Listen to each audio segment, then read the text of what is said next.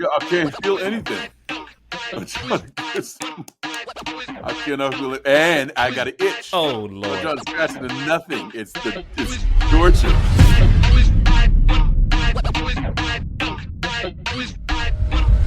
Yes, ladies and gentlemen, and welcome to the Tomb Slayer podcast, the place where we have resurrectional conversations, and indeed, I just made that word up. As you can tell, this is a first for your boy. This is a first in the history of the Tomb Slayer podcast. I am on location at an undisclosed location that is not the normal location, but I'm excited because I have an incredible, amazing, astounding interviewer. Is it interviewer or interviewee? I'm interviewing one of my favorite people on the entire planet. This man has been a brother of mine literally for 20 years this year.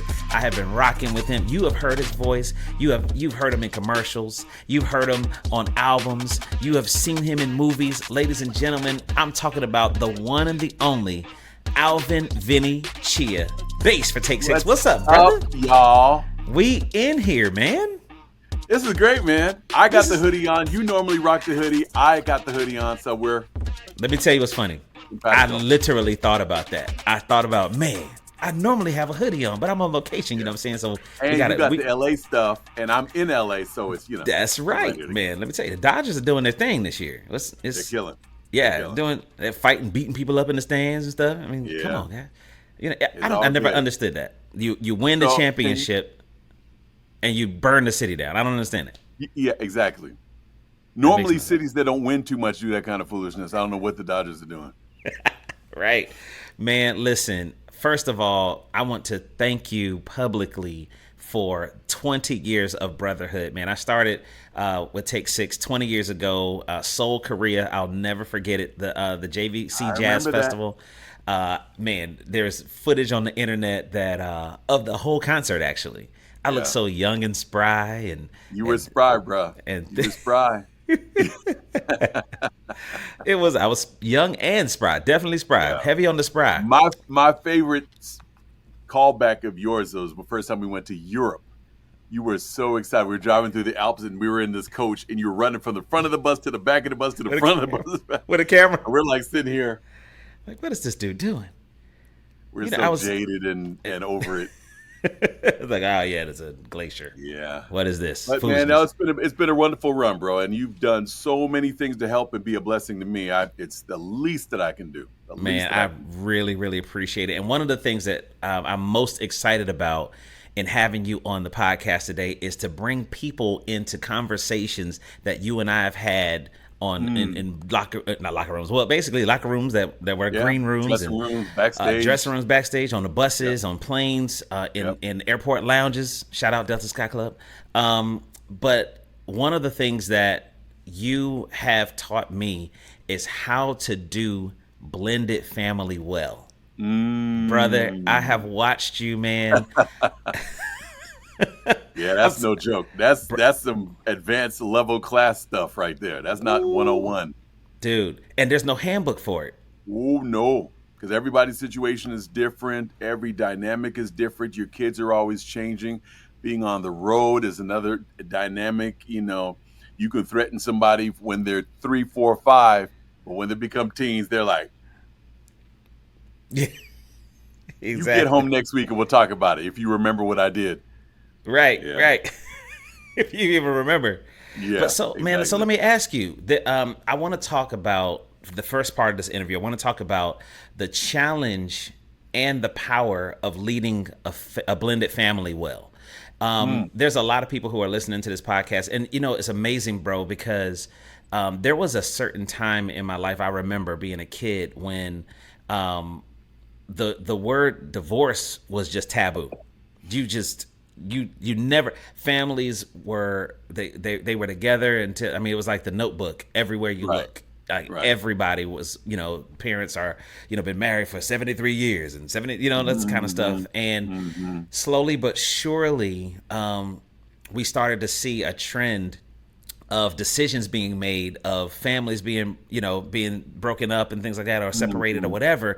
And there were sometimes even in school, bro, where I would have friends that would have 2 different last names and it would not even dawn on me like what it was. And then It happened to me. Yeah. So it's like, what are some of the challenges that you experienced? I mean, you can go as far back as you want to go back, as far as relationally, with just wherever you want to go, because I feel like this conversation is necessary and needed in our an environment amongst believers. Hmm. Well, yeah, it's something that we even as believers don't talk about too much. There's a couple of different levels that stuff affects you, but for me, what the first impression I get is, as a man, generally, you got to have the strong shoulders for the family. Mm-hmm. You generally are the chief earner. You generally are the high priest of the home. You generally are the peacemaker. You generally are the person that kind of at least wants to bond. Mama tends to dictate the social agenda for the family, but the dad is the one that kind of dictates, the culture, the the temperature, all of that Yeah. stuff. But then you add on top of that a blended family, and the in and out, the visits, the visited. It's not your night. Okay, it's night. Okay, what are we doing? Who's going to pick them up? And then when you have a new spouse, there may be a stepmom or bonus mom element. And the impression that I get always, being the pivot, the anchor, the peg in the middle of a blended family, everybody else can lose their mind. Everybody else can trip. Everybody else can be all in their feelings, but not you. Mm. Because you, as the dad of the pivot of your natural kids and your new wife, if you don't hold it together or lose it or lose your patience or whatever, this whole thing falls apart. They're Mm. only there dealing with each other because out of loyalty to you. So you're Wow. constantly having to deal with your own feelings. You have to take your own walks. You have to have your own prayer life that's separate from your family prayer life. There's all kind of Jesus? different levels of stuff. Oh yeah, yeah. You'll be talking to yourself, and I can't believe she said that to me. No, I'm gonna get these kids. So it's a whole big thing, and you could never.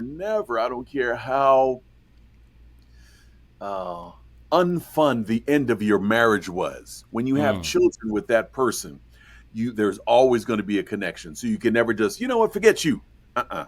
You're going to have to deal with it next Tuesday, next Thursday when you pick up the kids. Your wife is going to have to deal with your ex-wife. There's all kind of stuff. So you got to keep it together, keep it together, keep it together.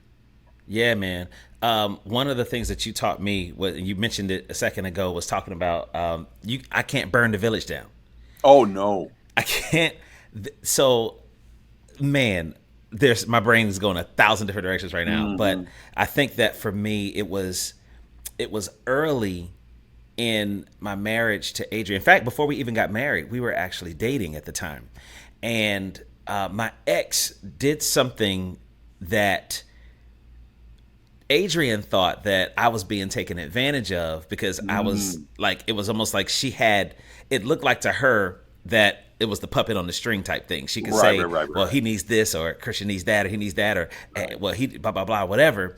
And I would basically be Johnny on the spot and jump to it. Hmm. And that little by little was really, really aggravating Adrian. Hmm. And it came to a head one time, and it was just a big blow up moment. And I remembered what you were saying one of the things that you said to me is about not burning the village down, because Hmm. I can't set this whole thing on fire, because there's Right. something in that village that means more than life to me. Absolutely. Anybody else can. You can get Absolutely. upset. And the enemy will make sure they try it regularly. You'll walk around with torches. Now,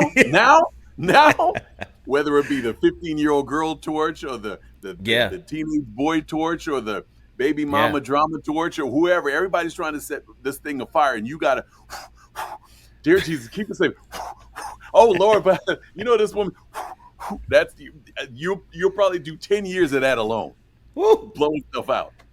Man, I'm just glad that that did not disqualify me for her or her for me, because one of the things I had to consider was the fact that this is new for her. This is new for me. This is new for everybody involved. Right. And so with there being no playbook, being no rule book, one of the things that has to be administered is a level of grace that I had not experienced before. Right. Whereas I knew that there was extreme value in my life being connected to Adrian. Sure. But I also knew that there was extreme value and responsibility for my life being connected to Khristian Michael, whatever that meant. Right. And that means something different from day to day, hour to hour, minute to minute. Because there are some times where as like you were saying, as the leader, as the peg, I look how you're talking about the peg, or the hinge that is keeping all of this thing together, this whole door together. Yeah. Or the gate that allows things in and keeps things out. Sure. I have to be conscious of the fact that I'm graced to do this. Yeah, absolutely. You have also there's a lot of seen and unseen things as well. Your ex and you have to be careful how you talk about their parent around them. This kid is 50% the other person. It's never going to go over dogging the mama, just like it shouldn't go over her dogging you. You got to watch your words because you don't want to make them feel like, they're 50% tainted or they're less than or you don't know. I could tell you, I could blow your mind. Don't do that. That's not a good look. There's so many different levels to the thing, and it's just a question of keeping the ship going, understanding the mission of this family, understanding the spiritual implications and of what you're tasked to do. Your job as a parent is to create an environment where young souls are ready for the kingdom. Not all, if they can be a great basketball player, great. If they're a great student, great. Your job is to get their souls ready for the kingdom, because you're not always going to be around them. They're going to have to be able to face challenges by themselves. Have you introduced them to Christ? Have you given them the tools through life where they can do their best and thrive without you or their mama or their stepmama or nana or anybody else? Yeah, man, that's so good. That is so good. As Khristian Michael is growing, it's a challenge in a lot of ways because I'm not always there. Sure. So there are certain things that he would never think to do around me that once or twice I have peeped him becoming this totally other person when he's with his mom. Yeah. And it's like, you want me to choke you out right now? It's like this one time, literally. So we instituted some things because I wanted to make sure that Adrian felt protected and covered. Anytime there's a drop off, there's a there's not this thing. Well, you coming over to the house, I'm coming over to your house. And we have locations that are set up, and some people are like, man, why y'all got to do all that? Will and Jada have such. It's like, listen, first of all, what you need to do is establish your own rules or your own flow for how it works for you. Yeah. What God put on your heart, you're responsible for. Absolutely. Absolutely. Yeah. So we have comparison kills. Oh, man. So we have a drop-off spot. So anytime we're making an exchange for Khristian Michael, one of the things that I wanted to make sure Adrian knew is that you are always welcome to join me in that moment, because there's you don't want to give the enemy any place to for thoughts or for any kinds of things that he's just looking for a crack to get in. And now you got to fight history. Right. Now you got to fight insecurities and all these other kinds of things. And then here come the devil. You just you blowing up your own spot. So this one time I remember taking Khristian Michael. We were together, taking Khristian Michael to his mom, and he got in her car, and she was talking to him, but he really wasn't looking at her. He was like on his phone or whatever. And I'm just sitting there for a second observing. I'm like, okay, this is interesting. And she kept talking, and I could tell he's like mumbling a little bit or whatever. And I jumped in. I'm like, yo, do you hear your mother talking to you? He Absolutely. sat up straight, yeah, put his phone down. I was like, dude, don't ever do that again. And so Right. one of the things I realized in that moment was that I'm still responsible to make sure that he honors his mom, regardless of whether we're together or not. Big point. Big point. Yeah. Because you're equipping him as a man, as a Christian young man to thrive in life. And he needs that tool belt. He needs to be able to have what he needs. There are times where it was something that was happening with my wife and I recently. So my wife and I have one child between us, and I have three other older children. And I would say, Caden, I need you to take out the garbage. Well, it's a little dark. It's a little. Caden, I need you to go to bed. Oh, I told him he can go to bed at 10:30, and it kept going up. There was it was almost like a monitoring of the instructions that she was allowing for her to obey. And I'm like, no, no, no, no, no, no, no, no, no, no, no. What you're doing is sabotaging my authority. You're Oh, making him second guess. And when I say word. something, he almost like he would look over to, are we doing this? Am I listening to him now? I'm like, you can't do that. Yeah. So our job is to equip each other Yeah. so that, or to allow each other to give the other person space to parent, so this child ends up being equipped for life. Yes, sir. Being equipped for life. Man, let me tell you something that you just touched a nerve for me because one of the places that I found myself early after my divorce was I found myself in a position where I felt like I was being father and mother, authority Mm, and nurturer, and sure. so I was doing a lot of things for Christian Michael that probably he was able to do for himself, Right. but it was just this almost a knee jerk thing where I just went into this whole different mode where I just wanted to make sure he was safe. I wanted to make sure he felt loved. I wanted to make sure all of the things, right? And you're trying to do it well, but a lot of times I was messing up, right? So one time we went to visit. One time we went to visit Atlanta, and he asked. We were at a restaurant or something like that, and he asked for a banana.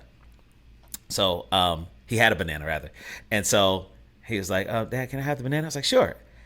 And then I started to open the banana for him, and Adrian was Mm, like, "What you doing?" I was like, "I just opened the banana for him. He was eating his grits, so I just wanted to make sure that the banana was open for him." She's like, "Why are you doing everything for him?" And I got upset with her because I felt mm, like she was trying to roll up and tell me how mm, to parent and all this kind of stuff, and you don't mm. know what he been through. You don't know Right. what we've been through together. And so it all came to, That's and I my kind of, soldier there, right there. My soldier. you don't know about this right here, girl. You don't know about this. So the bond we got between us, this man Hmm. stuff. And so that was one example. Another one was we visited her house in Atlanta, and he asked her for some yogurt. And so she got him a little Yoplait yogurt or whatever, and took it out for him and out of the refrigerator and put it on the counter. And he was just looking at it. She was like, "You don't know how to open a yogurt?" Now I could have been clear outside across the street, and I'm like super overprotective of him, like Right. like Right.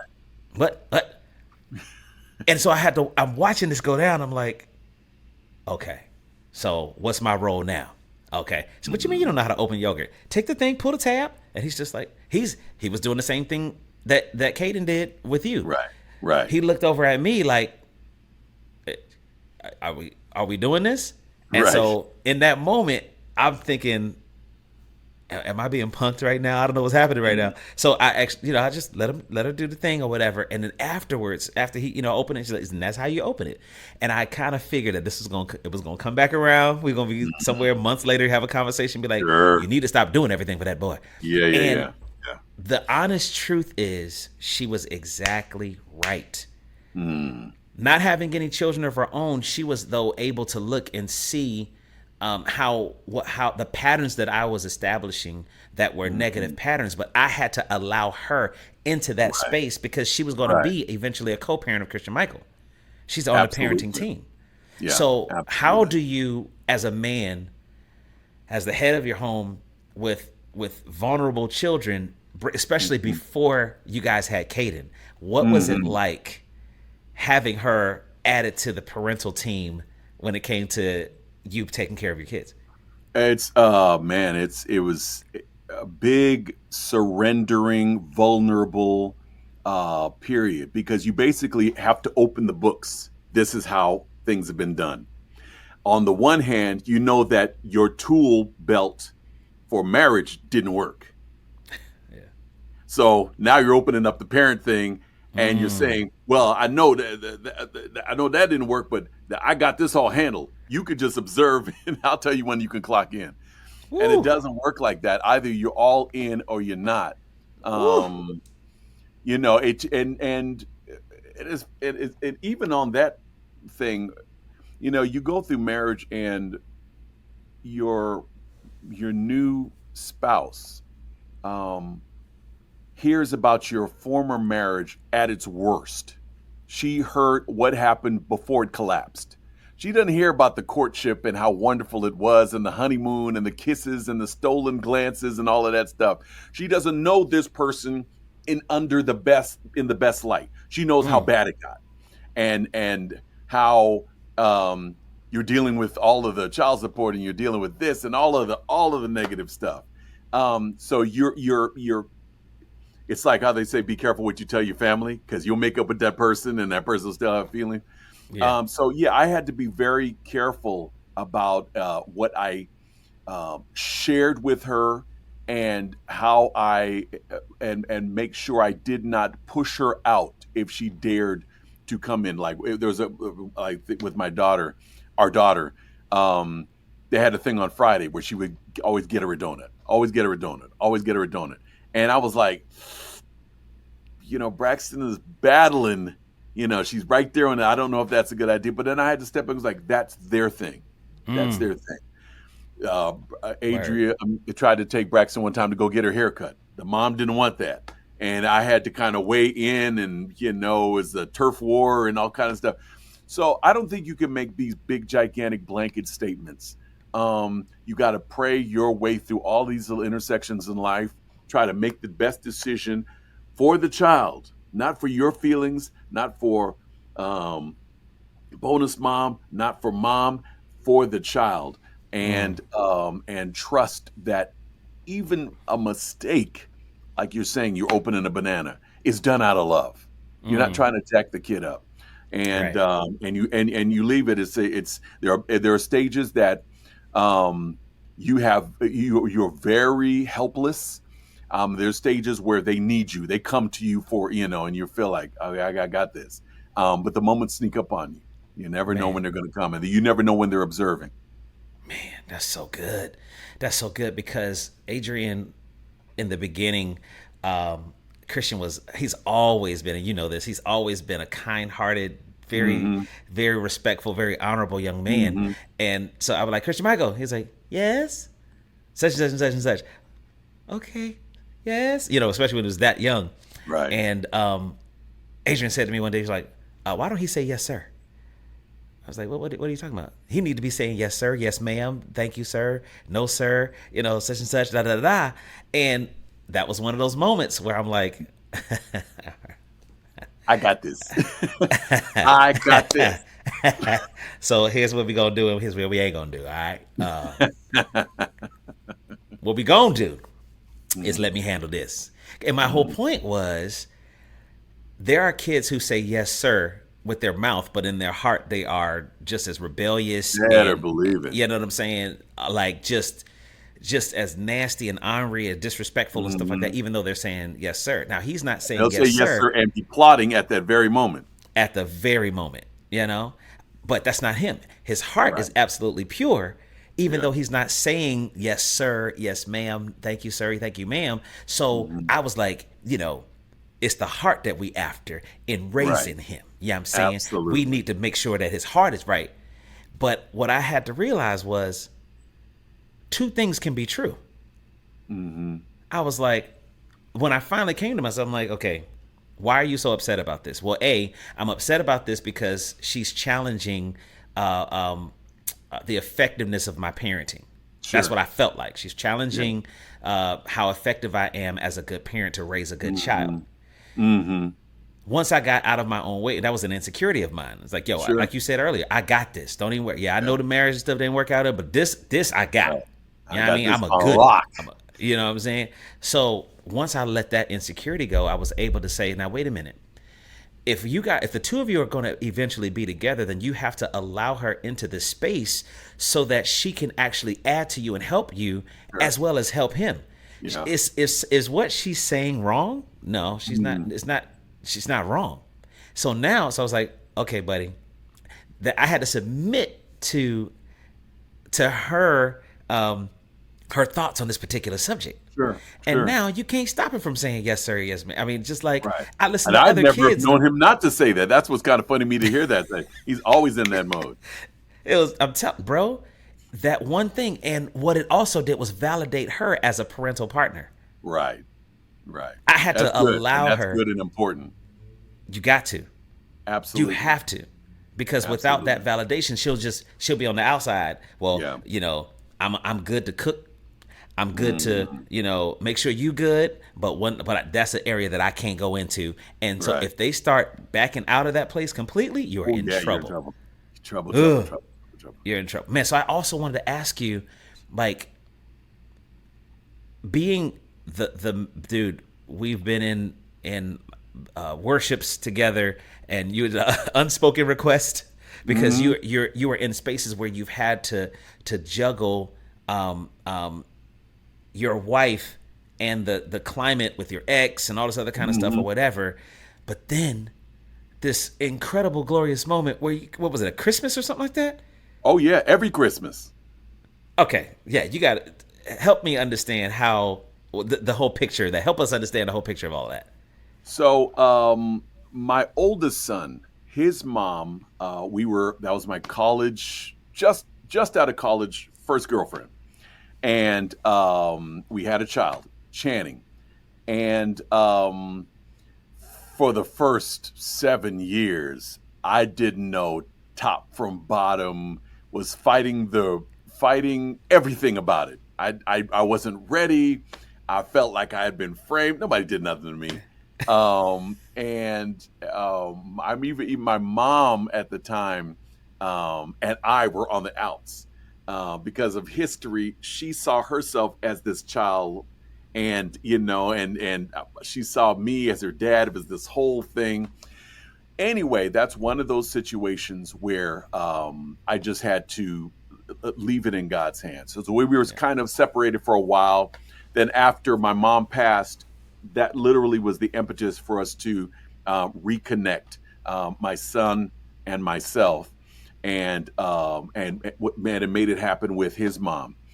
And by the way, at this time I had split from my wife, so there was a bunch of stuff in the air and a lot of connections coming and going. Long story short, I was married, to Adria probably about 6 years. And every time Channing would be sent out to spend some time with me, Adria made sure, because she grew up with her parents a split, and I would have Channing come out and we'll get a room together for him. And my wife stopped me. She's like, don't get a room for him. Channing needs to have a room here at all times. He needs to be complete. He's not also Channing. Channing is your firstborn son. And she called me on the carpet and stuff. It made me sensitive to things that I never thought about. And his mom heard about it, saw how great a connection they had, how well Adri would take care of him when he was here. And it's kind of like game recognizes game. They would check in with each other. I appreciate it, friend. Channing's looking good. You did a great job with him. Oh, I like your thing on Facebook. Your hair is cute. Next thing you know, they end up becoming dear friends.